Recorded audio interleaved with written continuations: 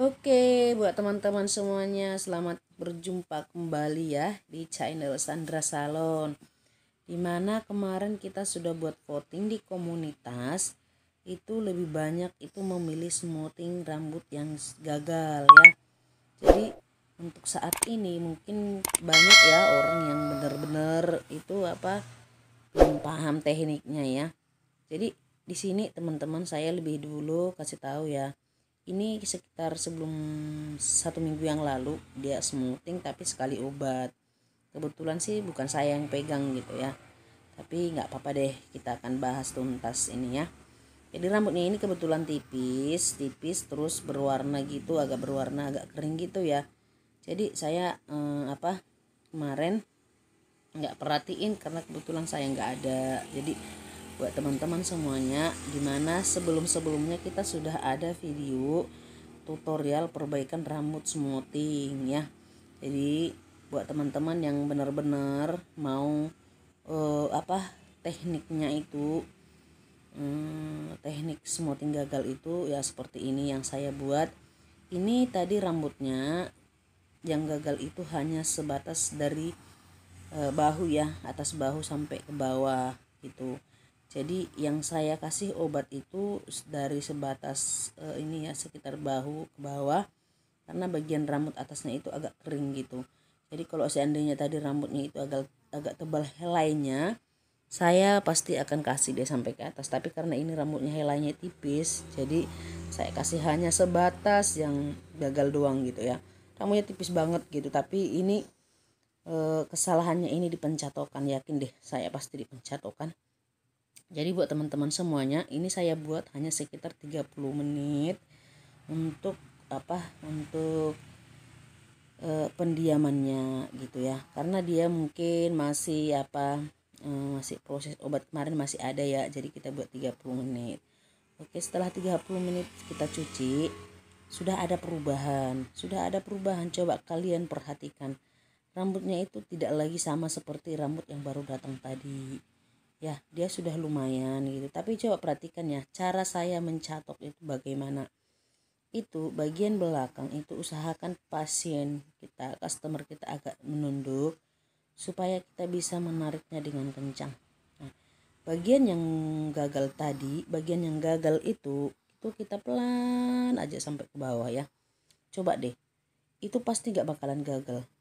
Kalau kita bagian atasnya udah mateng, bagian akar, terus bagian yang ke bawah itu, sekalipun itu rambut yang normal atau rambut yang tipis, tetap caranya seperti itu ya. Jadi mau yang rambut tebal, rambut yang tipis tetap, karena dia kita hanya sekali aja ke bawah, tapi pelan gitu, nggak berulang-ulang. Kenapa? Karena kalau rambutnya itu kita berulang-ulang tuh mencatok dengan cara kita yang mungkin agak kasar lah ya dibilangnya, lepas gitu ya, dia mengembang gitu, hasilnya tidak jatuh gitu. Tapi kalau kita mencatoknya itu pelan aja sampai ke bawah ya, seperti yang saya buat itu pasti hasilnya dia nggak bakalan keriting halus, hasilnya nggak bakalan mengembang gitu, murni dia benar-benar dari atas sampai ke bawah itu sama gitu ya. Jadi buat teman-teman semuanya, saya harap deh coba ya, tenangkan hati dan pikiran untuk memperbaiki rambut gagal smoothing itu, ataupun tidak memperbaiki. Ketika kita smoothing, usahakan kita lebih tenang, lebih telaten supaya dia tidak gagal gitu ya. Ini pekerjaan asisten saya. Jadi kemarin yang di komunitas saya buat itu pottingnya, saya termenunggu gitu kan. Saya mau buat smoothing gagal, tapi karena kebetulan nggak ada yang gagal, saya nggak berani dong. Tapi kebetulan ini sekitar 3 atau 4 hari yang lalu dia smoothing. Terus saya diimbok, "Kak, rambut saya kok beda ya? Tuh, kok nggak seperti yang biasa. Biasanya kalau kakak yang pegang nggak pernah deh rambut saya seperti ini," gitu. Terus saya bilang, "Oke deh, coba deh datang ke salon," gitu. Setelah dia datang, saya lihat, oh ya bener gitu ya. Ternyata bagian bawahnya itu nggak matang. Itu memang nggak matang dicatok. Itu terlalu cepat dilepas gitu ya. Memang kalau masalah panasnya itu 220. Kalau saya merasa ya 180, 200. itu nggak matang bagi saya ya. Tapi intinya ya harus pelan. Kita buat 220 tapi cara pencatokan kita itu kita kita gosok-gosok itu dia malah berbulu-bulu gitu. Jadi buat teman-teman yang selalu bertanya kenapa sih ya prosesnya itu harus posisi basah, kembali saya ingatkan ya buat teman-teman, untuk di pengolesan obat itu kita memang harus hati-hati. Kenapa? Karena untuk di pengolesan obat itu paling inti. Kenapa saya bilang di paling inti? Ketika di pengolesan obat sudah salah ya, di pencatokan itu kita harus benar-benar telaten untuk memperbaikinya, untuk untuk lebih lagi maksimalkan gitu. Jadi kalau dia menumpuk bagian pangkalnya itu dia bisa jadi kayak krus di akarnya. Nah, cara pencatokannya itu harus kencang di bagian akar gitu ya. Jadi kekurangan kita di step 1, obat step 1 kita harus perbaiki di pencatokan. Benar-benar itu benar-benar saya udah lakukan gitu. Ketika saya lihat pengolesan obat step 1 itu aduh udah berbulu. Gimana ini ya? Ini terlalu dicatok malah tambah gosong gitu. Tapi intinya kita harus pelan-pelan. Kalau rambutnya sudah berbulu atau sudah ada keriting-keriting halus, nah tetap aja panasnya, tapi harus pelan dia. Tapi dia sekali karena dia kematangan itu rambutnya menipis dia jadinya ya. Kalau kebanyakan obat akhirnya dia menipis gitu.